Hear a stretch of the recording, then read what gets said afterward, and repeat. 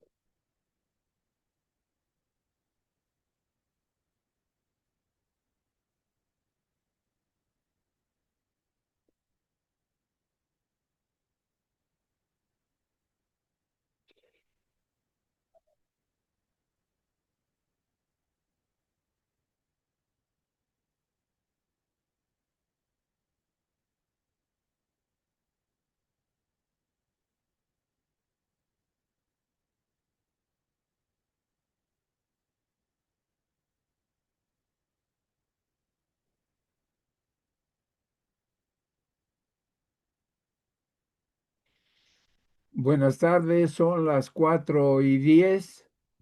Vamos a iniciar nuestra clase.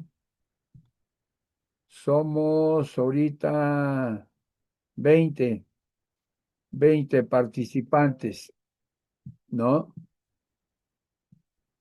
Eh, Ahorita acabo de presenciar en la semana 25ª de actuaría en FESA Catlán la plática de Magil. La dio sobre un análisis estadístico sobre la función de sobrevivencia. Va a ser un curso taller y va a dilatar como 3 días. Se lo recomiendo. Si no se puede, pues ni modo, ¿no? Yo, como voy ahorita un poco atrasado en mi programa, pues no les hice la participación de mi hora de clase, ¿no? Pero será en otra ocasión. Me extendí mucho en lo que es el riesgo operativo, que es la parte medular del curso, y pues quiero apurarme para tratar de hacer las cosas lo más apegado a mi manera de pensar, de que tengo que terminar mi programa. Bien, dicho eso, vamos a comenzar. Estábamos nosotros en el cálculo predictivo de mortalidad. Y se recuerdan que mi forma de trabajar es cuando busco el material para dar las clases, me busco estos, estos foros. Este es de primavera del 2005 y que incluye todo lo que tiene relación con papeles de reaseguro.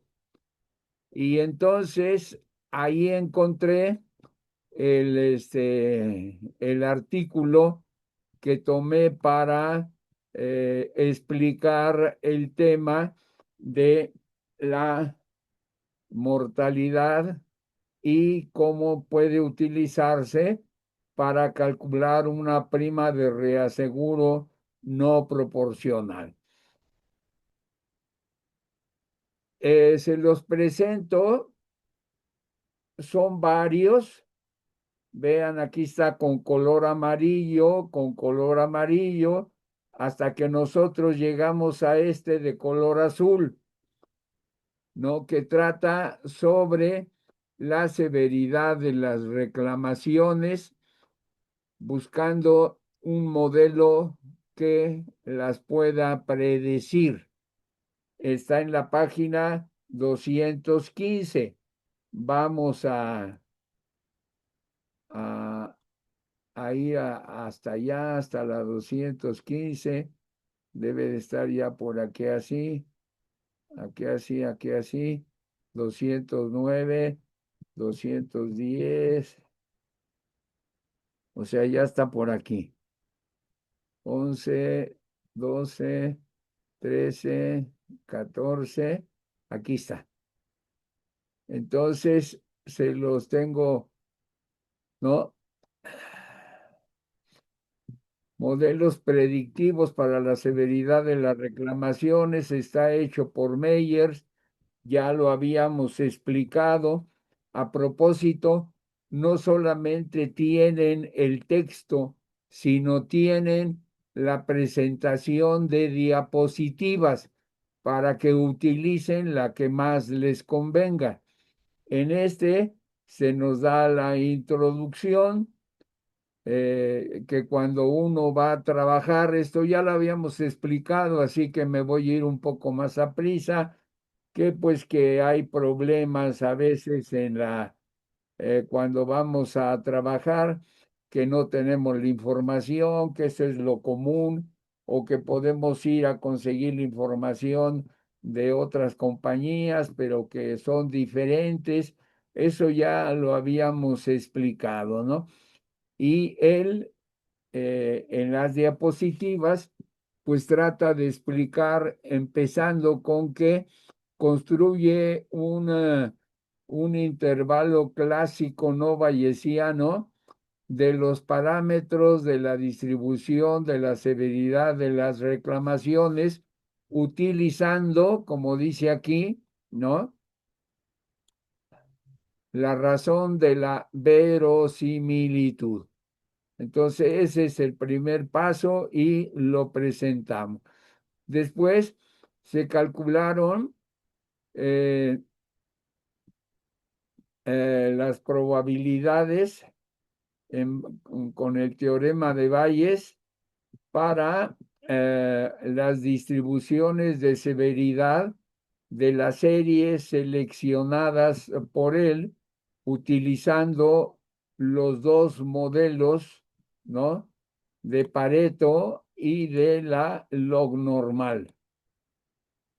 Aquí tenemos Pareto. A ver, que quede con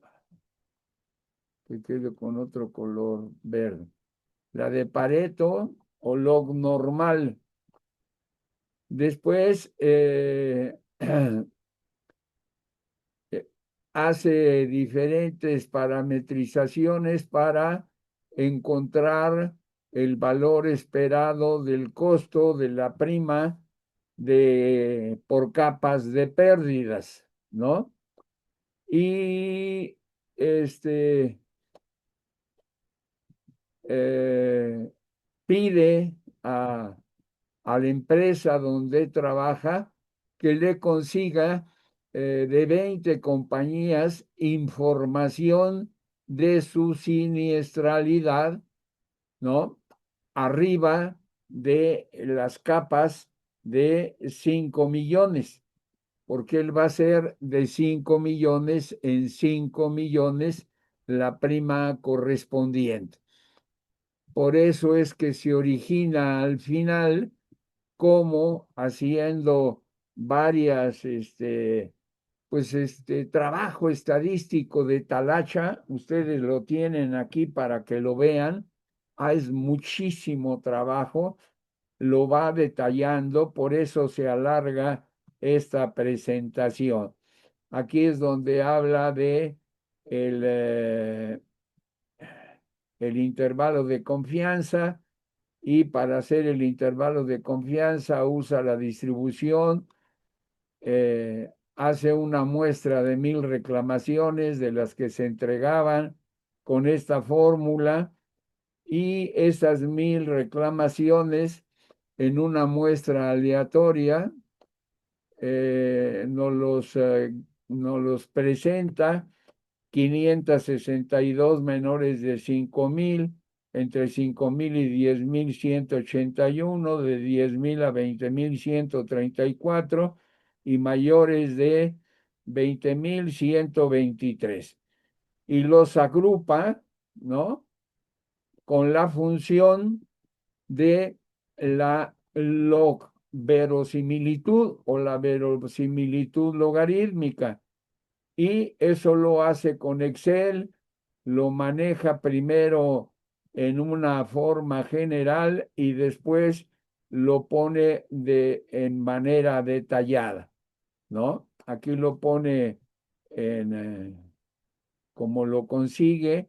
Esto cambia de información. Aquí está cerca arriba de 1.5, y acá ya está casi llegando a los 3/4 del 2, ¿no? Y también cambia en la parte de la teta y de la alfa. Esa es la primera cosa que presenta. Después hace el comentario de que participó en un concurso que se llamó COTOR, del Comité de Riesgo, del Comité de la Teoría del Riesgo, de la Casualty Actuarial Society. Aquí lo tenemos. publicó una lista de 250 reclamaciones para estimar la prima pura de capa de 5 millones en 5 millones y con un intervalo de confianza para hacer esa estimación del 95%. Y las reclamaciones las generó por una simulación a través de una distribución, de la transformación de una distribución inversa gamma o gamma inversa. Después aquí usó el Kotor, va diciendo, pero lo más interesante, cómo este es lo que le da Kotor, y él como no le ve forma alguna, entonces empieza a hacer el logaritmo de las reclamaciones que fue simulando y lo hizo para log normal, para la gamma y para la Weibull. Y la que aquí él dice, el logaritmo de las reclamaciones, ¿no? De las 1000 reclamaciones, pues trata de buscar cómo le puede dar forma. Y aquí ven ustedes la Weibull, que es la de hasta abajo, pues es la que no checa, dice esa, pues es el peor ajuste. Después, como no le da, vuelve a hacer aquí el logaritmo del logaritmo. O sea, lo hace 2 veces y ya se mejora su distribución. La Weibull es la puntitos, la gamma, la log normal. Ya hay un ajuste mejor, pero todavía no se da por satisfecho y usa la tercera, aquí está, el triple logaritmo de los datos y trata de encontrar un ajuste de máximas verosimilitud, quita el Weibull y mete la normal. Entonces hace la normal, la gamma y la log normal, pero ya haciendo la triple. Y esta es la que le satisface a él y para ello examina todavía estos ajustes y encuentra estos datos. Estos son de la logarítmica, la log normal, la segunda es la gamma, la tercera es la normal. ¿Qué comentarios hace? De que la distribución logarítmica tiene el más alto valor de la log verosimilitud y por lo tanto es el que tiene el mejor ajuste de las tres. La distribución gamma, que es la segunda, la que está abajo, es razonablemente cerca a la de la distribución normal y la de la distribución normal, pues es todavía un poco más abajo. En la figura número 7 ajusta las, eh,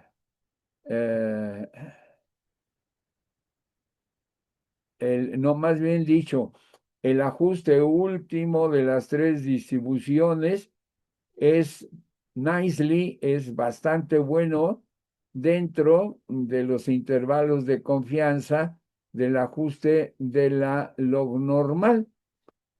Y dice, y todavía puedo irme a la transformación cuádruple del logaritmo y todavía los números serían positivos. Pero yo creo que ya es irse más allá de lo que puede ser bueno. Una traducción bastante liberal. Y aquí tenemos nosotros la triple log normal de los montos de reclamación de la log normal con sus intervalos de confianza, la gamma y la normal, y esta ya es la que le satisface. O sea, para tener primeramente eh, ¿no? Con esta figura se construye la función de distribución acumulada de cada uno de los ajustes y de los datos. Los puntos, las líneas punteadas son el intervalo de confianza. Para el mejor ajuste, la de distribución log normal, o sea, se queda con la log normal, ¿no? Log normal y gamma, lo vuelvo a repetir en otra parte. Ya que conociendo las funciones con las que va a trabajar, dice, hasta aquí pues he tratado de hacer un análisis bastante interesante y ya podría yo empezar a trabajar utilizando la función acumulada, la función de distribución acumulada, que es la f mayúscula de x, que es la del mejor modelo, en este caso el cuádruple log normal con los parámetros de la tabla 2, y integrar la fórmula para calcular la prima de capa de 5 millones en 5 millones. Y aquí tenemos lo del cálculo actuarial, 1 menos la función acumulativa diferencial x de 5 millones a 10 millones. Esa es la fórmula clásica con la que ya se puede trabajar. Pero el problema que él tiene, que estimar la prima, la capa de la prima pura, reflejaría la incertidumbre de la pérdida de estimada del modelo y de los parámetros del modelo, pero no refleja la incertidumbre del modelo y de la incertidumbre de los parámetros dados en el modelo. Entonces, por eso no le satisface la estimación. Para él, pues todavía no tiene la certeza estadística, que más o menos es lo que él trató de encontrar. Y para reflejar, si nosotros queremos reflejar estas incertidumbres, necesitamos conseguir la probabilidad de los parámetros y de los modelos potenciales. Y esta información, pues la tenemos en los datos. Por lo tanto, tenemos que calcular la función de verosimilitud, la probabilidad de los datos para cualquier modelo y conjunto de datos. Y ahí empieza él a hipotetizar primero el modelo. Y entonces nos dice, aquí entre nos, los que voy a utilizar son los modelos log normal y gamma. Después va a usar el teorema de Bayes, donde dice que la probabilidad posterior de cada modelo, dado determinados datos, es proporcional a la verosimilitud de los datos, dado el modelo, y eso multiplicado por el modelo anterior. Y ya después, para cada modelo, él calcula el costo de la capa de 5 millones por 5 millones utilizando la ecuación de la integral clásica que conocemos. Eso ya nos lo contó. Ya más o menos nos damos cuenta cómo lo hizo. Pero el problema es que hay mucho detalle. Aquí yo se los voy a dejar. Aquí dice, va a meterse con el normal, la gamma y el normal en este caso particular. Acá dijo que él estaba hablando de los modelos, ¿no? Yo empecé hipotetizando una serie de modelos para los datos y dice, aquí entre nos, en sentido general, iba a usar el log normal y el gamma. Y acá él ya después lo cambia a el log normal, el gamma y el normal de los tres que tiene, pone su nivel de confianza, divide el nivel de confianza en 50 intervalos y crea un cuadro, una grid de 51 por 51, ¿no? Lo que le da los tres modelos de 2601 multiplicado 2601 por 3 da 7803 modelos, de los cuales no vienen los cálculos bayesianos.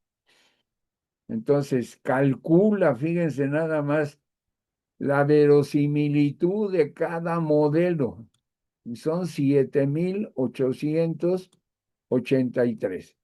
Aquí está, 7883. O sea, calculó gran cantidad de trabajo, ¿no? Eh, Usa el MATLAB y nos dice dónde podemos encontrar, por aquí nos dice dónde podemos encontrar los programas para poderlo trabajar. Después, en la figura 8 de eso de trabajo que hace anteriormente, construye la densidad y el valor inicial de la capa, ¿no? De las diferentes capas que puede tener. Aquí podemos decir de 2000, aquí 10,000, aquí de 24,000. El valor de 24,000 es el valor de inicio de esa capa. Después, usando usando el teorema de Bayes en la solución que he mencionado arriba, es muy similar a la tasa de verosimilitud en las cuales que yo utilicé y que describí en la sección 2. Y el test, la prueba de la razón de verosimilitud, solamente te da que decidas un sí o un no, y ese sí o no, decisión que solamente es solamente correcta si el modelo que estás trabajando es correcto, pero pues no lo sabe.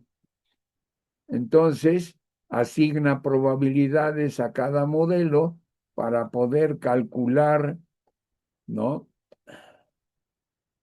Las estadísticas deseadas de la función.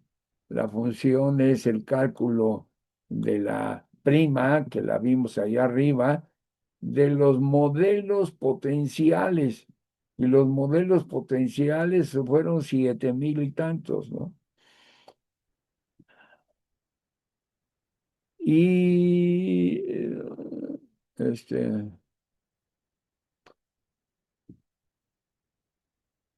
y después hace ya un ejemplo basado en los datos sobre el seguro. Dice que la metodología de Code fue un reto, lo que se hizo, pero va a dar un ejemplo de metodología de usos bayesianos que de dos casos de aquí como que da a entender que le faltó al Cotor considerar estas dos cosas. La primera cosa que una, él desarrolla la primera información usando ajustes preliminares a los datos y estima los errores estándar de los datos. Y dice, cualquier bayesiano, o sea, cualquier verdadero bayesiano que piense con intensidad y desarrolle modelos que él cree plausibles en la ausencia de cualquier dato. O sea, él siente que lo que está haciendo en ausencia de datos es bueno. Y segunda cosa, que no conocemos los últimos valores para muchas reclamaciones. Entonces, dice, para conseguir y examinar la experiencia de reclamaciones en exceso de los contratos que queremos encontrar, indica que ellos creen que hay tres diferencias significativas en los el potencial de exceso de pérdidas entre los aseguradores. Y si él lo quisiera saber, pues él tendría que consultar a su asegurador y ahí lo tendríamos. Entonces, pero para confirmar eso, le dijo a su patrón que le diera la experiencia aquí empírica de las distribuciones de severidad de las reclamaciones para la cobertura de responsabilidad por asegurados por aseguradoras de manera individual.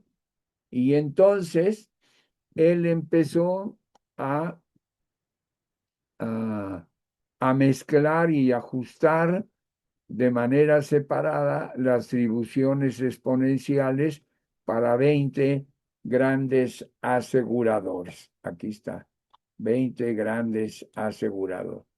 Y después cada modelo realmente no fue un ajuste, sino fue un suavizamiento. Así que por lo tanto yo no espero que el resultado de cada asegurador sea necesariamente resultados de predicción futura. Y entonces empieza a mezclar los modelos y primero calcula una expectativa, les da las curvas de severidad que ya conocen ustedes, ¿no? O sea, aquí tiene el monto de la pérdida y aquí tiene el límite de severidad promedio. Después toma cada una de ellas, ¿no? Hay mucha información y toma la probabilidad que la pérdida rebase los 5 millones. Aquí está la capa. Entonces vean dónde se ubican, ¿no? Las grandes reclamaciones y también grafica, ¿no?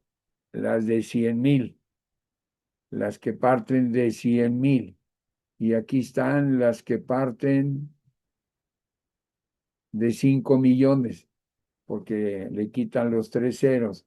Entonces, esta es la real, la de 5 millones en 5 millones, y este es de 100,000 en adelante. Tiene otra forma de distribución, calcula los valores a partir de 100,000 con los resultados dados, o sea, no le da interés a esta situación y prefiere tomar estas distribuciones ¿no? De los 20 y con ellos construye ya la parte final de su trabajo, que es encontrar, ¿no? el, eh, el promedio de severidad calculada. Entonces va de 5 millones, ¿no? Le interesa la de 5 millones a 10 millones, hace la probabilidad de que la pérdida esté sobre 100,000 y que la probabilidad rebase, y hace todo este trabajo. De los 20 modelos de cada uno, va a calcular la distribución de la severidad de las reclamaciones para todas las reclamaciones terminadas de pago dentro del primer año. Lo mismo lo hace para las de 2 años. Lo mismo lo hace para la de tercer año. Después toma la distribución de seguridad de reclamaciones última para todas las reclamaciones y finalmente hace la curva de la tabla número 7. O sea, hace 8 tablas y con ellas procede a hacer todos los cálculos.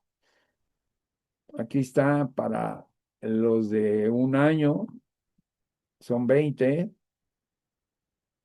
Después viene para 2 años, la tabla segunda, la de los 3 años. O sea, hizo muchísimo trabajo. Después hace la 4, la acumulativa, para el primer modelo. Aquí va siendo la de cada aseguradora. Después hace el promedio de la última y ya con eso muestra y calcula la, la prima pura para dos límites, el de 5 millones en 5 millones y la de 1 millón en 1 millón. Hace dos cálculos por si el de 5 millones, pero van por capas, te da la cobertura de 5 millones. Entonces, las primas esperadas por las capas para la primera, la de 500 en 500, la prima es 1,382 y en la segunda es de 1,015 respectivamente. Y explica aquí todo cómo lo hizo, cuántos cálculos, qué fórmulas utilizó. Aquí está lo de la base que él tenía. Y entonces ya concluye y termina, ¿no? Donde dice que en este trabajo hice algunos ejemplos, mostré algunos ejemplos de cómo usar la función de verosimilitud y del teorema de Bayes para estimar los costos de reaseguro de capa, los costos de altas capas de reaseguro. Muchas de las hipótesis o supuestos necesitan ser debatidos. Sin embargo, lo que importa que para resolver esto hice mucho trabajo y fue necesario completarlo. Espero que este trabajo dé una evidencia fuerte de que tales acercamientos pueden hacerse y proveer metodologías sanas para reaseguradores para usar el precio de coberturas de altas capas de reaseguro. Y así, aquí sigue ya las primas, aquí está Layer Premiums para, ¿no? Compañías bajas, o sea, pequeñas, para aseguradores medianos, la de 5,000. Esto lo hace ya al último con los cálculos y la de las compañías grandes, para aseguradores grandes, ¿cuál sería la prima de estos 20 aseguradores? O sea, es bastante interesante, mucho trabajo, hay que reconocerlo, pero pues es lo que corresponde. Son ejemplos de todo el trabajo que se tiene que hacer y que no es fácil.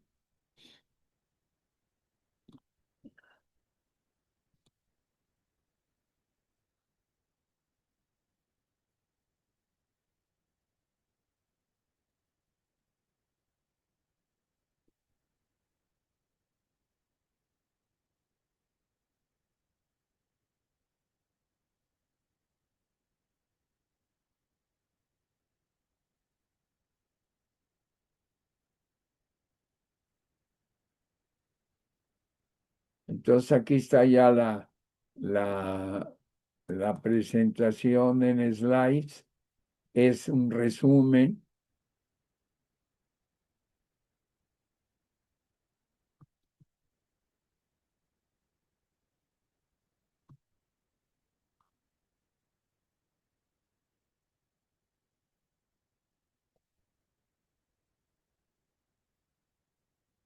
Es el que se les había, o sea, esta ya está más completa. Yo les presenté algunas láminas de esta presentación. Déjenme, aquí hay que habilitar edición.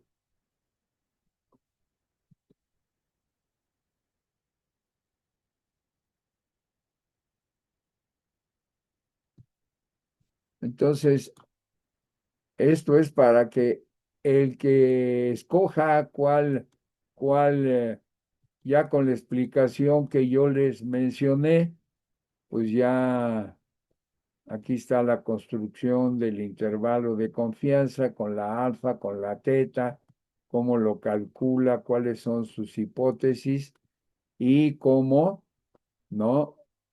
La parte interior del intervalo de confianza y lo que está fuera del intervalo de confianza.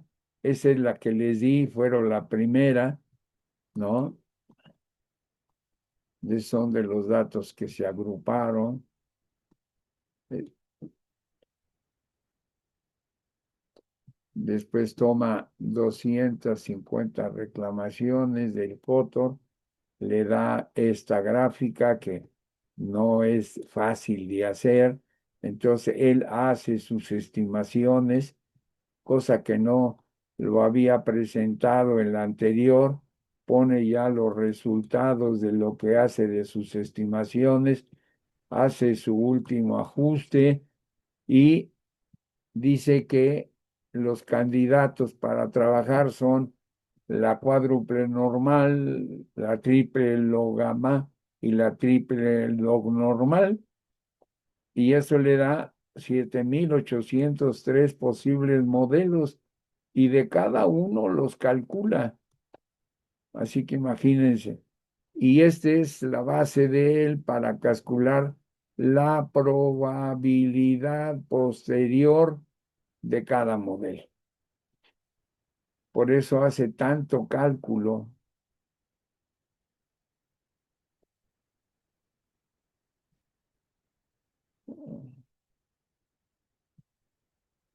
Acá este es importante.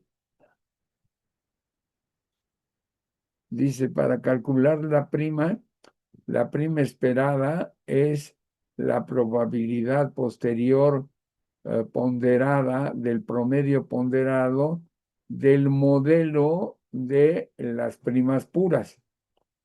Aquí son lo que hace con los 20 datos que pidió de las 20 compañías. Y el segundo momento, pues lo va a calcular la probabilidad posterior ponderada, ¿no? De los modelos de primas al cuadrado.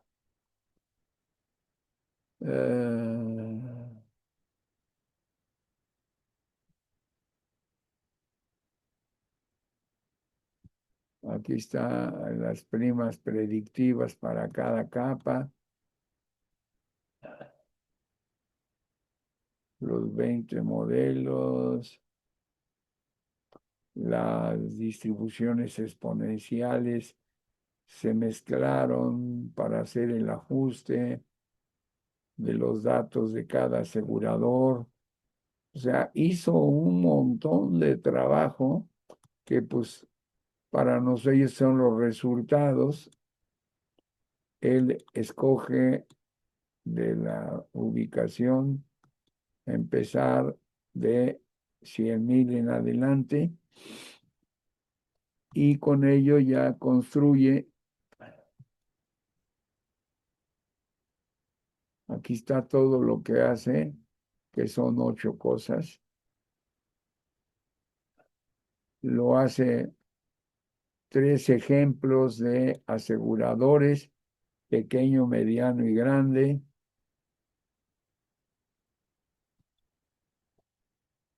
Las fórmulas que utilizó para hacer ese trabajo.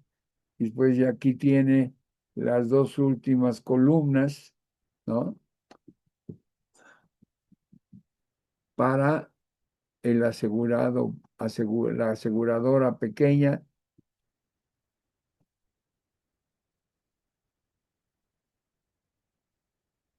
No cambia.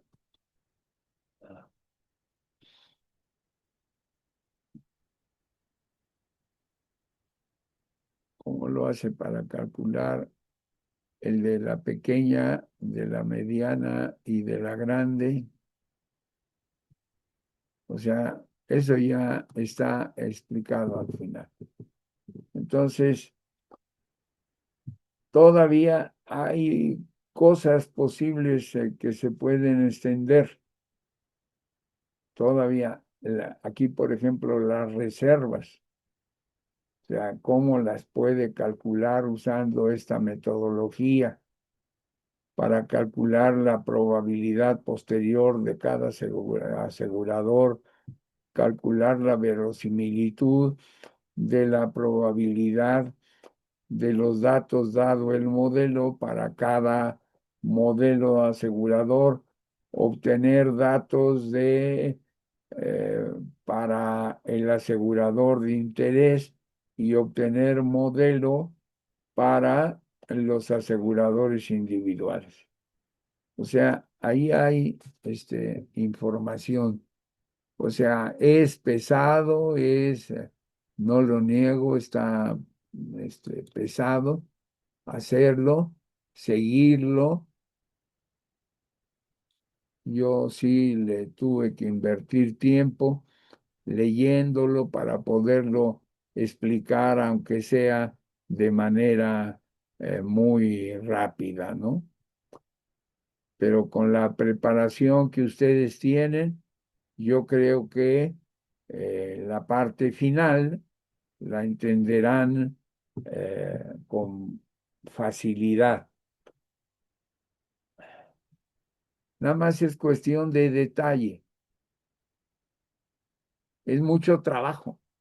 Y además en una partecita da la dirección donde se puede encontrar todo el procedimiento, cómo está programado para que no tengan ustedes que volverlo a construir, sino que lo tengan que manejar por ustedes mismos.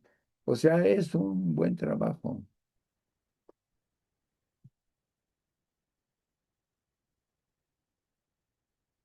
Es un buen trabajo. Entonces, déjenme ver aquí.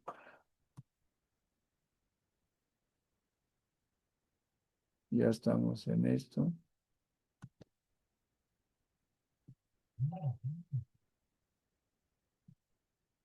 Casi nos llevamos una hora. Bueno, entonces hemos hablado de los primeros 3, el proceso inflacionario, el proceso de inversión y el proceso de siniestro. Ahora viene lo del el modelo de los principios para el cálculo de primas. Aquí ya la situación es teoría, es nada más teoría que quieren generar un modelo de cómo se calcula una prima, ¿no? Pues tenemos que obedecer y lo tenemos que presentar.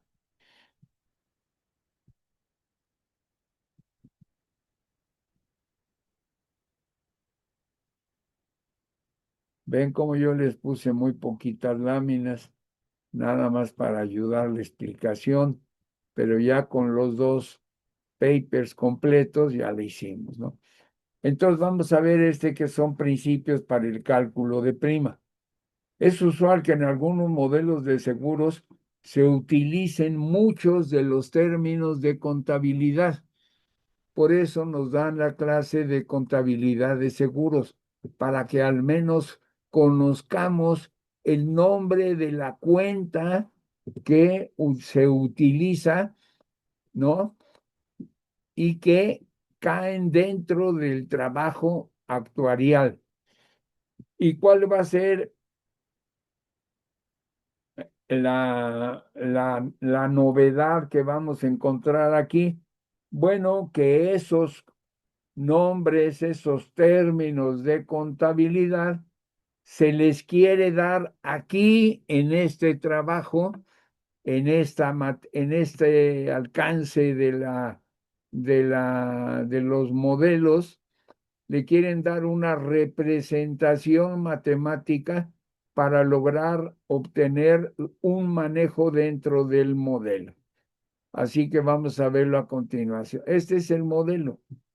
Este modelo de utilidad aplicado a las primas parte del principio fundamental que los ingresos de primas deben ser suficientes para el pago de reclamaciones y gastos.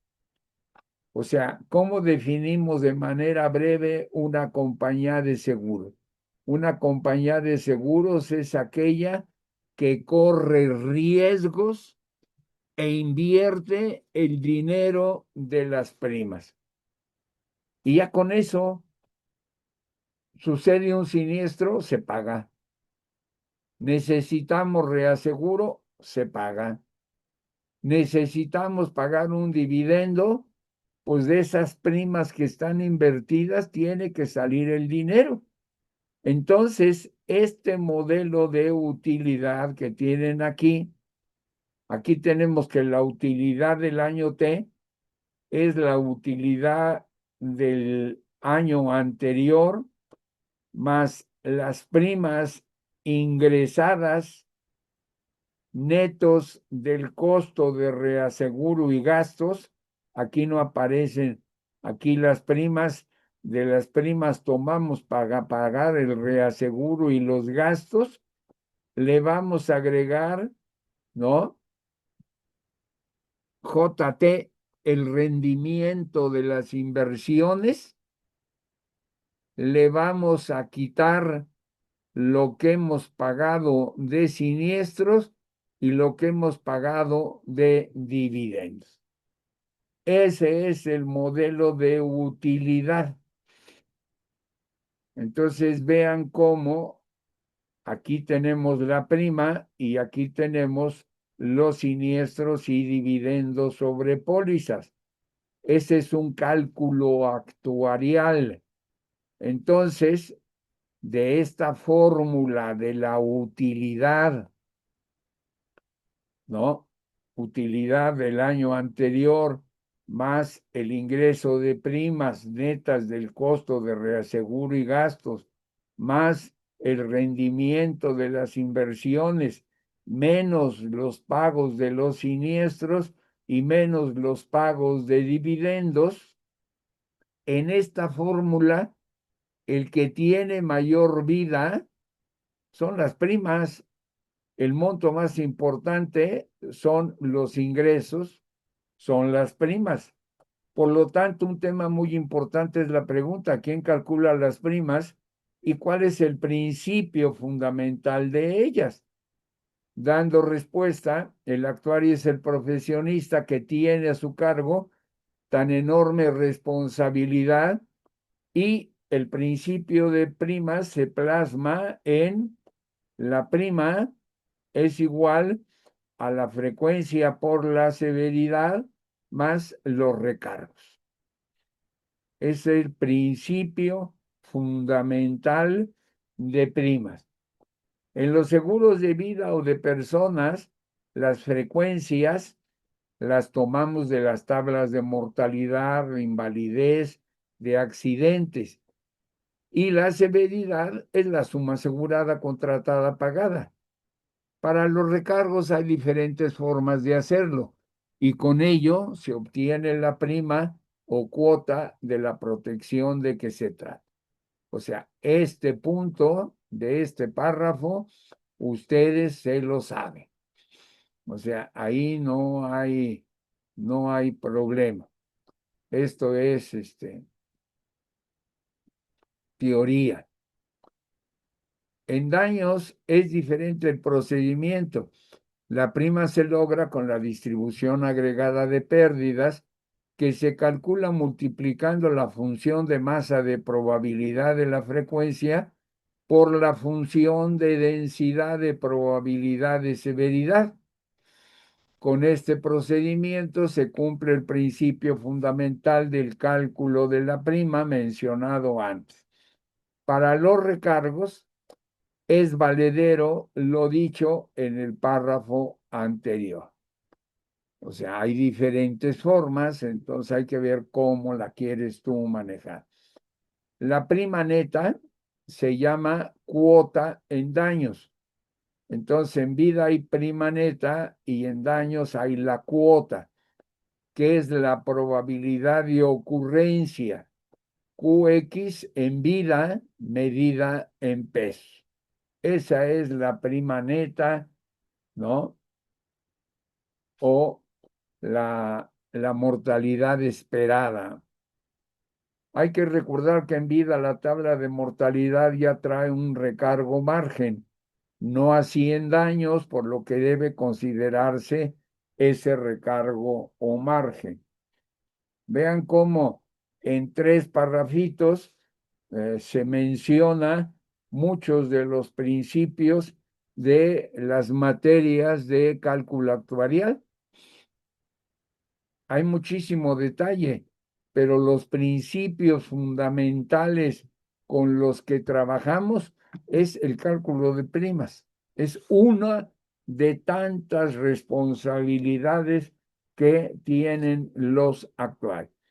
Otra cosa importante es recordar que la prima pura o la esperanza matemática de la siniestralidad, la prima pura igual a la esperanza matemática de la siniestralidad X, no es una buena elección, ya que una únicamente protege contra la siniestralidad promedio. Es lo neto, es la prima pura, es exactamente lo que espera pagar. Y si no haces recargos, pones en aprietos a la empresa contra posibles desviaciones que pudieran llegar a ocurrir, excesivas o imprevistas. Excesivas, ¿no? Pues es un caso de un año en particular, o en cambio, imprevistas, pues son como la plaga que nos dio del COVID. Por lo tanto, para protegerse se utiliza la prima recargada. Hay que hacer un recargo. Entonces, es la prima pura más un recargo de seguridad no negativo y que constituye legítimas medidas del riesgo. A veces el recargo se introduce, como lo señala el cuadro, al calce. Y aquí tenemos, esto lo tomé de Economía Española y Protección Social, donde vemos que la primera prima es la esperanza matemática de la siniestralidad más un recargo alfa sobre la misma. La otra es un recargo, es la prima, la esperanza matemática de la siniestralidad por un porcentaje de la varianza de la variable X. Y la P es la esperanza matemática más la raíz cuadrada, ¿no? De la, acá es de la desviación, ¿no? Del var y acá es de la raíz cuadrada del var de X. Y entonces se conocen esos recargos como el principio del valor esperado, sobre ella se hace el recargo, sobre el principio de la varianza, sobre ella se hace el recargo alfa, y el principio de la desviación típica o la desviación estándar. Entonces, eso es una manera que se puede hacer, lo hacen en otros países, así que tranquilos, lo que nos han enseñado y lo que tenemos en los libros, pues puede traer más cosas y con esto ampliamos un poco más, ¿no? A esta prima, con la inclusión de uno de estos márgenes de seguridad, se le agregan los recargos adicionales, como son todo lo que es las comisiones de agentes, los gastos médicos, de los exámenes que se le hacen a los asegurados, eh, o sea, se gasta mucho en exámenes médicos, exámenes de orina, radiografías, electrocardiogramas en reposo, la prueba del SIDA, la prueba ¿cómo se llama? De la cuestión de drogas, etcétera, etcétera.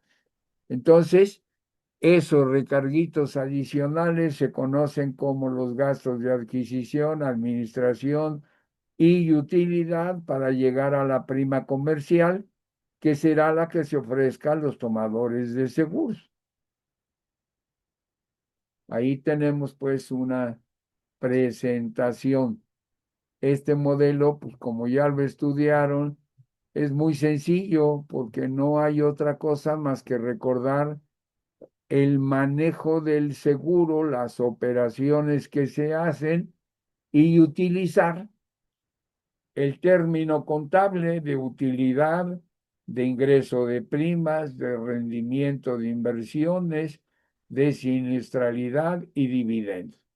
Con esos cinco se forma un modelo de utilidad y ahí el factor predominante es el cálculo de la prima que hace el actuario y hicimos un repaso muy resumido, muy sencillo de los recargos que se pueden realizar.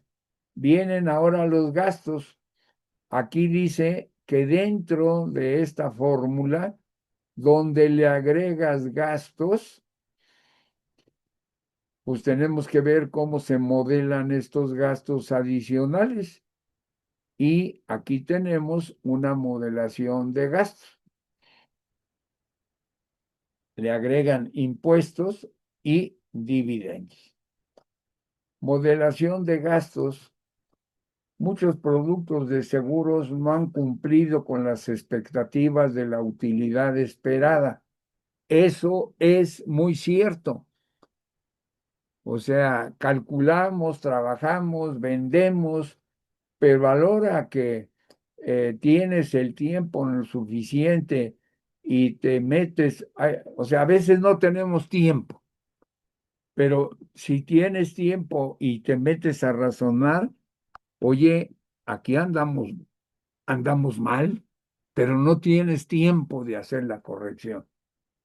Entonces, mejor lo que haces es dejar de vender ese producto, crear uno nuevo, hacer las correcciones como nuevas y la cartera vieja, pues la mantienes y ya sabes que traes un hijo adentro, ¿no? Entonces hay que tener ese cuidado. Muchos productos de seguros no han cumplido con las expectativas de utilidad esperadas. porque los gastos han salido más altos de los previstos. Nosotros esperamos tener los gastos que nosotros hemos calculado, pero son como la mortalidad. Hay mortalidad esperada, pero otra es la ocurrida. Lo mismo es en gastos, gastos esperados contra gastos incurridos. Inversión esperada o tasa de inversión esperada contra tasa de inversión ocurrida. Y así tienes que ir analizando cada uno de los elementos de tu prima. Cada vez más a menudo se pide a los actuarios que ayuden a resolver estas diferencias de gastos y a desarrollar las proyecciones de gastos en el largo plazo, no solo para la fijación de precios de las primas, sino también para la proyección de suficiencia de la reserva. Entonces, las primas no solamente sirven para pagar siniestros, sino antes, cuando se cierre el balance, hay una reserva para los siniestros esperados y que vamos a pagar en la mitad del siglo o del año que sigue, año contable. Cerramos el T y las reservas son las que van a servir para la mitad de T más 1. Se dice que ha llegado el momento en que los actuarios ya han sido llamados a desarrollar proyecciones precisas de los gastos futuros en el proceso de establecimiento de reservas dentro de un marco determinado. Esa es solvencia 2. Entonces, vamos a ver solvencia 2 y también vamos a ver esta Basilea. En todas estas áreas, los actuarios podrían utilizar una mayor orientación y comprensión de los principios de análisis de gastos. O sea, debemos de estudiar una materia de costos, análisis de costos, pero no llevamos contabilidad. Entonces, cuando ya estamos en el campo del trabajo, pues nos vemos obligados a hacerlo, porque hay empresas que tienen dividendos, hay pólizas de seguro de vida que tienen primas con dividendos y primas sin dividendos. Y a la hora que tenemos que analizar la experiencia de la cartera de primas con dividendos, pues es cuando necesitamos estudiar todo lo que tiene que ver con costos. No es difícil, es nada más recordar, tener por ahí tus apuntes y con eso trabajar. Los actuarios han desarrollado modelos muy sofisticados de mortalidad, morbilidad, procesos de mercado de capitales y comportamiento de los asegurados mediante el uso de primas dinámicas y tasas de caducidad. Y estas autoras, creo que son autoras, no me acuerdo si los comentamos, son autoras, pero sí creo que son autoras. Dicen que es el momento de incorporar los mismos estándares de alta calidad de la práctica de la gestión de gastos y análisis que se han construido en torno a estos otros factores claves de la rentabilidad. Es necesaria una comprensión a fondo de los gastos de gestión, del ciclo de vida de un producto de seguros. Entonces hay que conocer que una prima pues, se va utilizando Hay primas que se vienen utilizando desde hace 15 años, 20 años. Pues ya cambiaron muchas cosas. Entonces, por eso hay necesidad de sacar nuevos productos para corregir aquellas cosas que llevas mal. Entonces, hay que ajustar las tarifas de primas actuales y futuras, hay que determinar necesidades de capital, todo eso es solvencia 2, gestionar elementos no garantizados y dividendos, evaluar la necesidad de cambios en los procesos del negocio y sus impactos y tomar decisiones para terminar una línea de productos o producto. O sea, tú no puedes cancelar tu cartera vieja. Aquí dice que tomes decisiones para terminar una línea de productos, pues son tus productos ya más antiguos y todavía se conservan. Y esos poquitos te encuentras con la sorpresa de que sí dan utilidad. Hay otros que no, me explico, pero hay que sentarse a trabajar y va a depender mucho de qué tipo de actuario vas a hacer, del actuario que da conocimientos o del actuario que opera.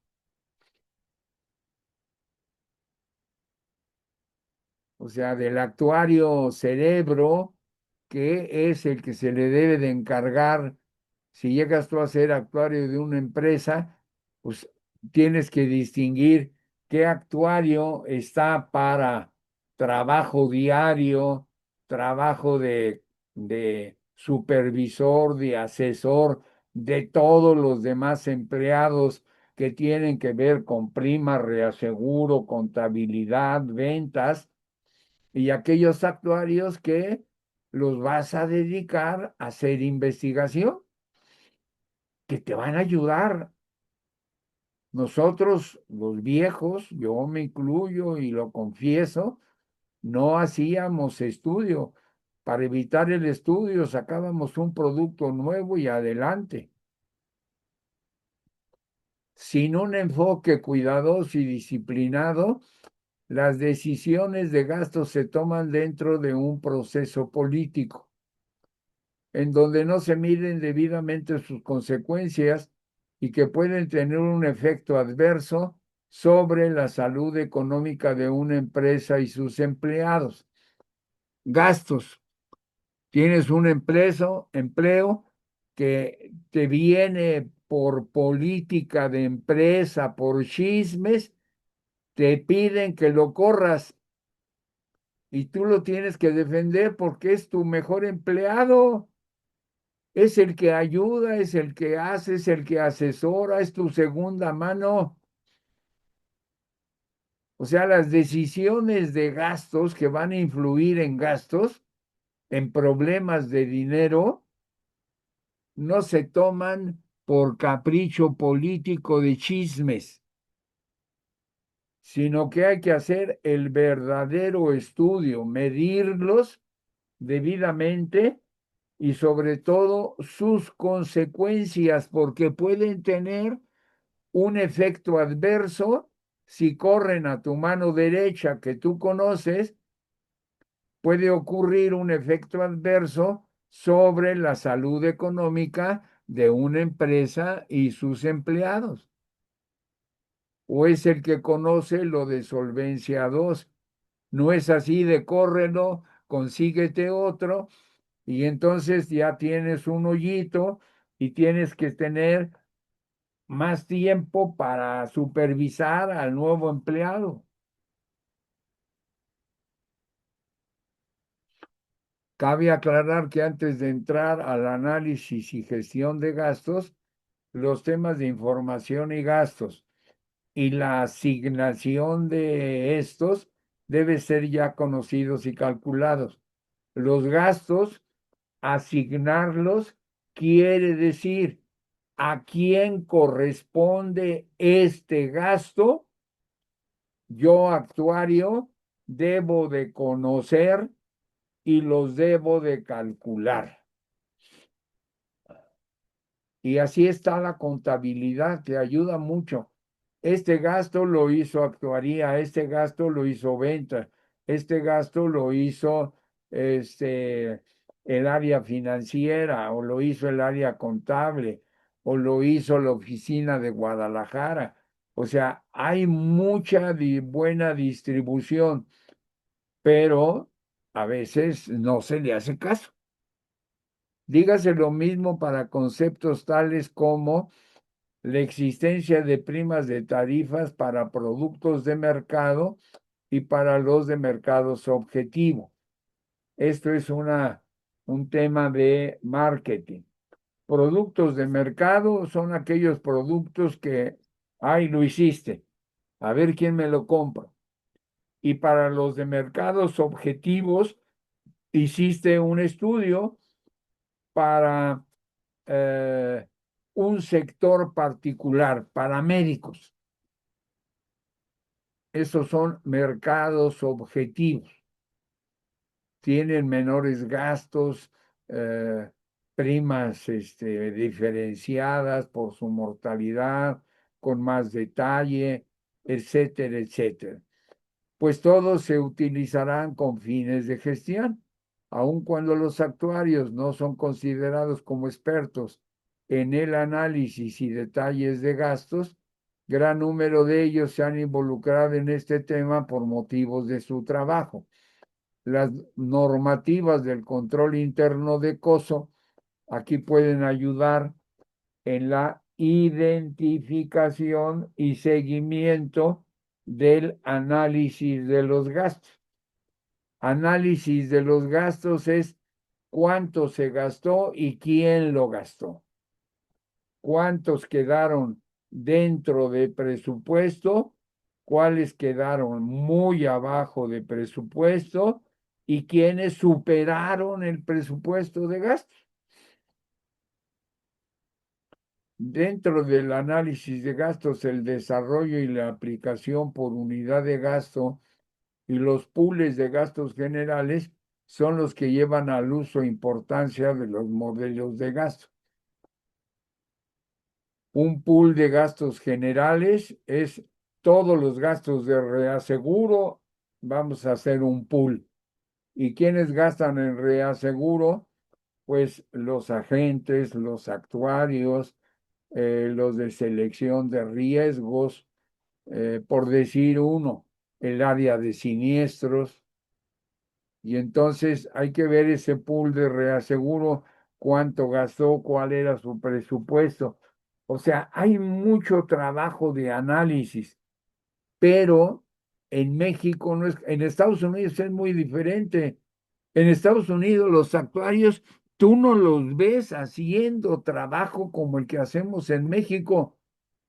Tú vas y cada uno tiene su despacho, tranquilos, calculando, investigando, razonando, dando observaciones, pero de que estén haciendo pólizas o de que estén capacitando agentes o de que den conferencias, viajen para presentar algún nuevo producto. Es que en México hay muchas circunstancias muy diferentes a otros países. Entonces, cuando los accionistas quieren, o con los que yo platiqué, les dije, bueno, aquí no es Estados Unidos. Aquí yo tengo que meter las manos en la administración. Yo no soy de escritorio, computadora y investigación. Es otro mundo, es otro lugar. Nosotros nos debemos dedicar a la utilidad del negocio. Entonces éramos actuarios, administradores con el conocimiento de investigación cero. Teníamos que remediar problemas sobre la marcha. pero que te caían así del cielo, ah, caray, esto está mal, no, pues ahora vamos a corregirlo. Un elemento clave de cualquier análisis de gastos es la asignación de los gastos entre categorías.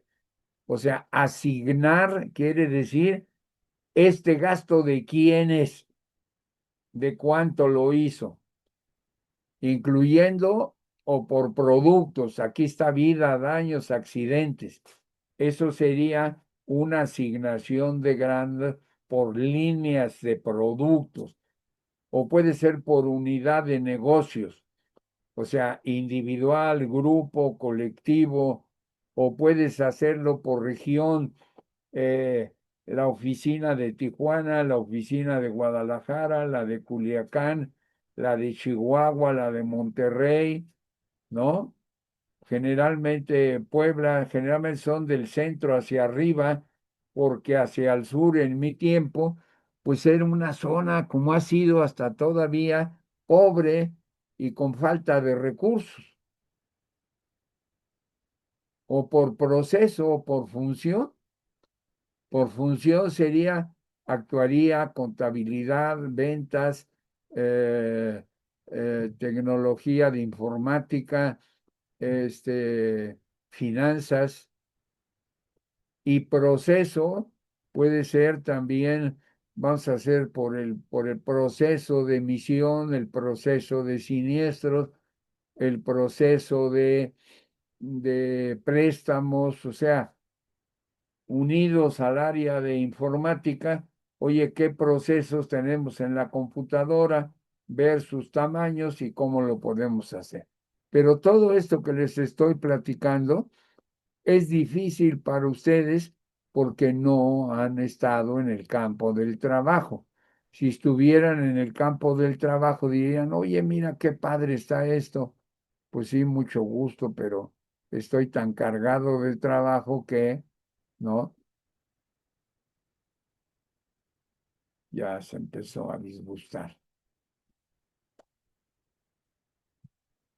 Al calcular un gasto, la atención se debe poner en identificar, cuantificar y relaciones entre unidades y gastos, ya que son más importantes. O sea, siempre hay que identificar quién lo gasta, cuánto gasta, identificar el gasto, encontrar y de a cuánto fue. Acuérdense que lo que está en cuadrito es importante y se me había olvidado. También hay disparadores de gastos. Por ejemplo, en los gastos de representación. No sé si ustedes saben que cuando ya están trabajando y tienen algún cargo de supervisión, de gerente en adelante, la compañía les da una tarjeta de crédito de representación de gastos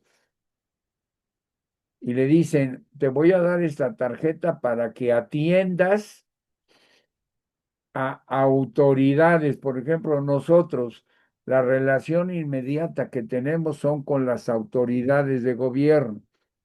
Entonces, invitas a comer con autoridades de gobierno, con el actuario de la comisión, con el de reaseguro, con el legal, o sea, con aquellas áreas con las que has tenido o puedes tener alguna relación en el pasado o en el futuro para crear una relación profesional y cuando haya algún problema te puedan dar la mano,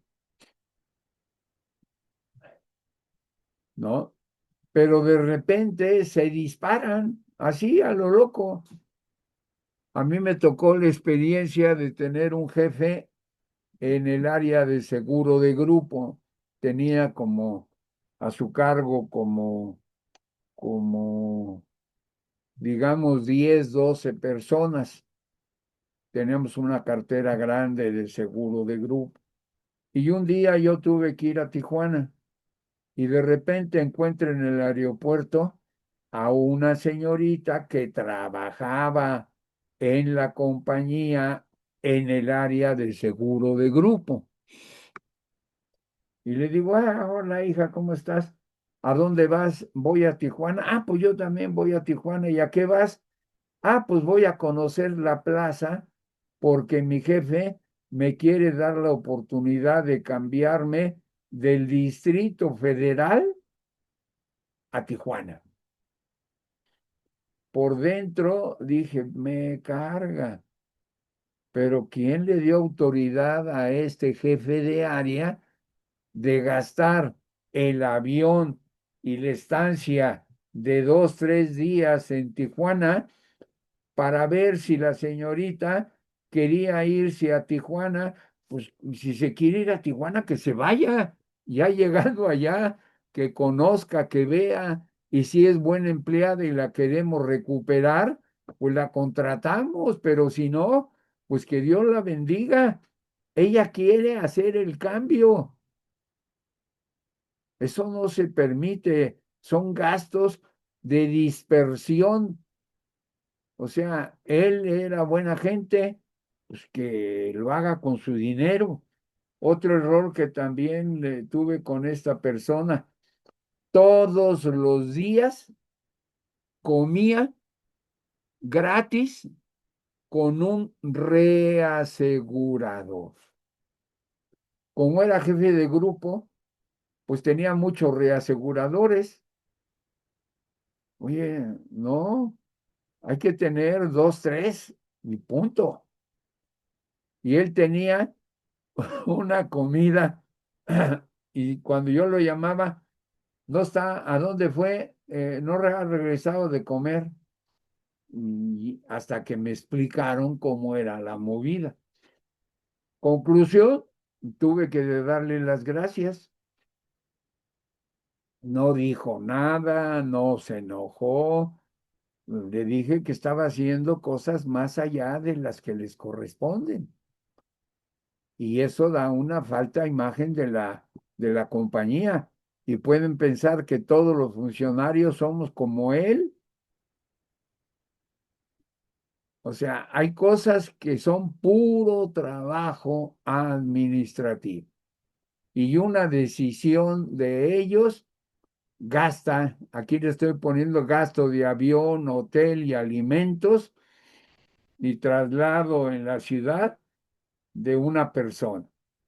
Y la otra era ahorro, era ahorro, pero ahorro personal de su bolsillo. Él no gastaba de comida, pero los reaseguradores la registraban como gastos de representación con un funcionario de la compañía donde trabajábamos. Ah, caray, ¿cómo es que le estoy yo ocasionando gastos a una reaseguradora?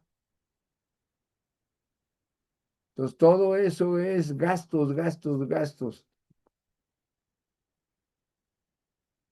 Aquí está gastos de reaseguro.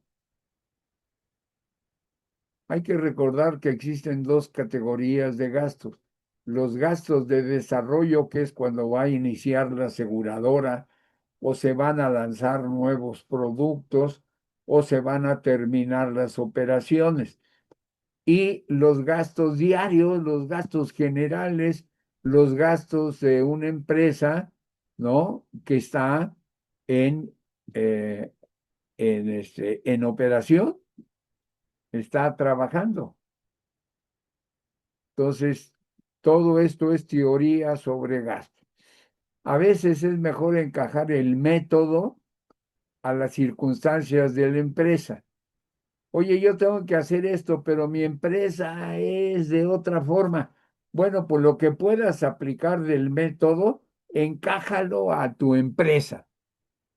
En lugar de asumir que el método va a resolver tus problemas de la empresa, eso no se da. O sea, por eso todo lo que son recetas, hay que saber si esa receta me va a servir. Y si no me va a servir completa, cómo lo bueno del modelo lo puedo encajar a las circunstancias de mi empresa. Para ver estos puntos teóricos aterrizados en la práctica, me metí nuevamente a la SOA y encontré una metodología que se llama modelización longitudinal de cola larga de los gastos de una compañía de seguros. Y el resumen está en estos párrafos, así como lo hice con los anteriores. La industria de seguros se sabe que tiene altos gastos operativos en el sector de los servicios financieros. Tanto aseguradores, banqueros, inversionistas y reguladores están interesados en modelos para entender el comportamiento de los gastos. Sin embargo, la práctica actual ignora la asimetría, los gastos negativos de manera ocasional, así como su dependencia temporal. Por ejemplo, nosotros tenemos los salvamentos, es un siniestro negativo. Entonces hay que estar, asimetría es simetría, gasto yo, gasta aquel. Y asimetría gasto yo y no tiene por qué gastar nadie de la compañía. Y también la dependencia temporal, dirigiéndose a la simetría, gastos negativos y dependencia temporal. La presentación desarrolla un modelo longitudinal de los gastos de una compañía de seguros que puede utilizarse para predecirlos, identificar su comportamiento inusual y para medirlos de manera eficiente. O sea, su comportamiento inusual, el exceso, medirlos, una media, una desviación, predecirlos cómo debieran ser los gastos futuros. En concreto, se utiliza la función de densidad de Laplace.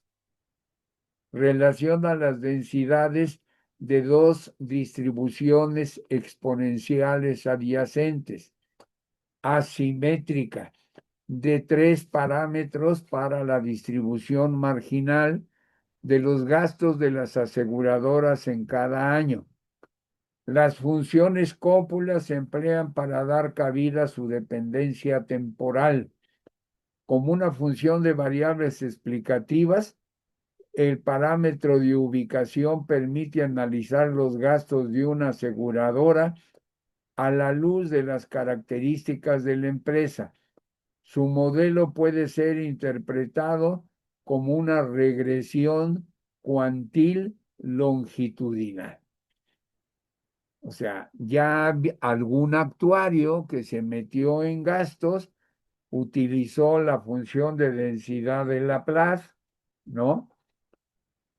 También usó cópulas y un parámetro de ubicación y lo califican como una regresión cuantil longitudinal. Y aquí tenemos la liga, ¿no? Esperamos que me abra.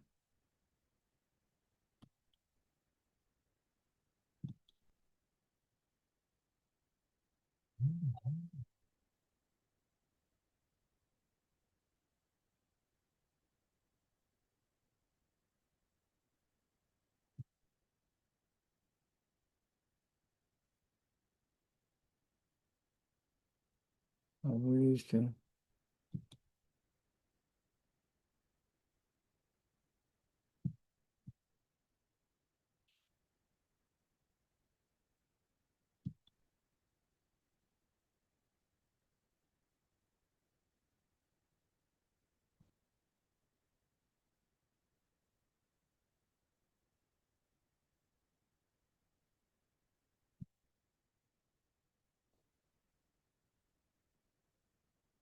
no me están funcionando mis ligas. Permítame un momentito, voy a ir a mis archivos y ahorita lo vemos esto.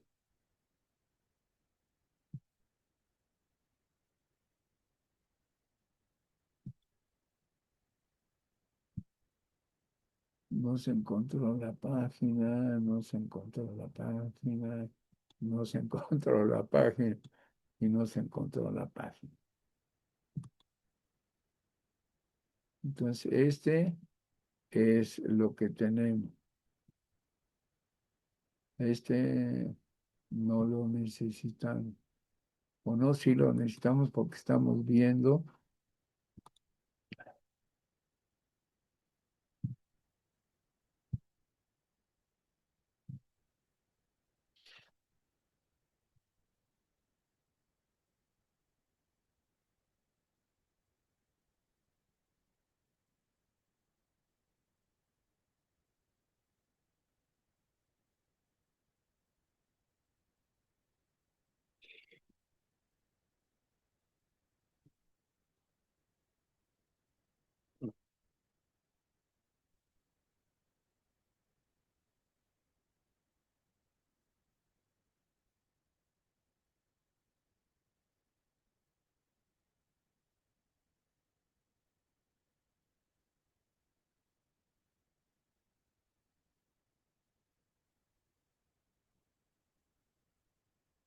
No, este no es, este no es.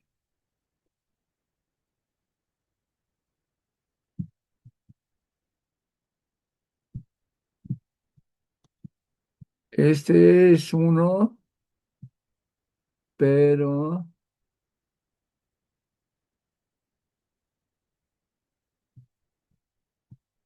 o sea, nos da una idea de lo que hay que hacer, pero,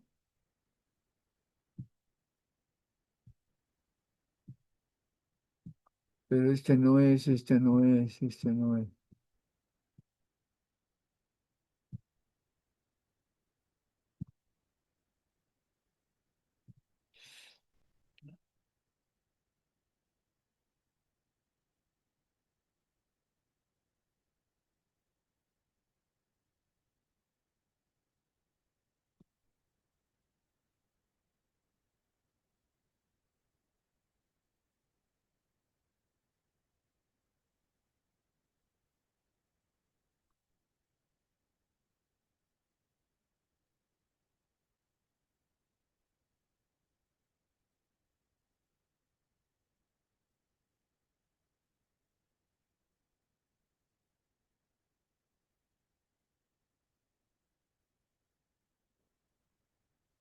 Ya es las 5:42, a ver si los alcanzo. Permítame tantito.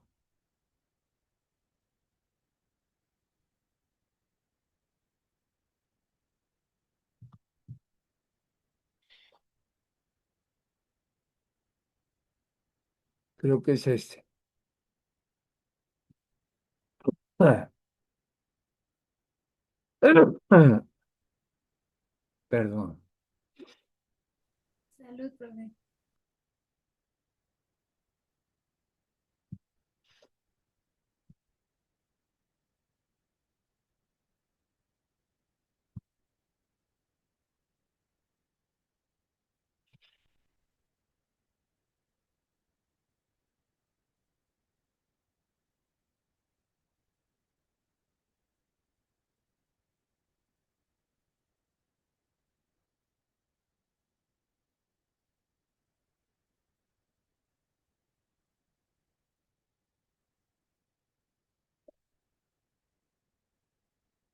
Entonces les voy a subir esta presentación. Es de la Universidad de Wisconsin y tiene 6 puntos. La motivación y el objetivo, descripción de los datos, el modelo de regresión longitudinal cuantil, la inferencia del modelo cópula para rescalar y transformar, validación del modelo y conclusiones.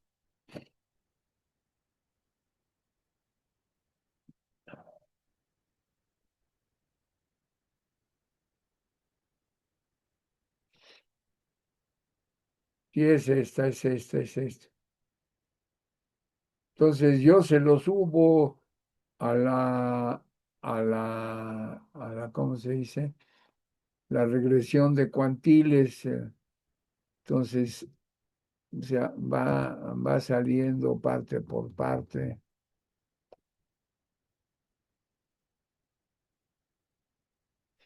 Ay, ay, me quiero apurar y es mucho material. Bueno, son las 5:45. Este, aquí le vamos a dejar. Voy a subir esta presentación y continuamos con esta parte, Dios mediante, el miércoles. ¿Dudas, preguntas? ¿Alguien que quiera tener alguna duda? Adelante. Bueno, si no la hay, entonces, pues no quedó otra cosa más que despedirnos, ¿no? Que tengan buena tarde y primero Dios, nos vemos el miércoles. Bye. Nos vemos, profe. Gracias, Ahí profe. nos Hasta luego. vemos. Ahí nos vemos. Bye.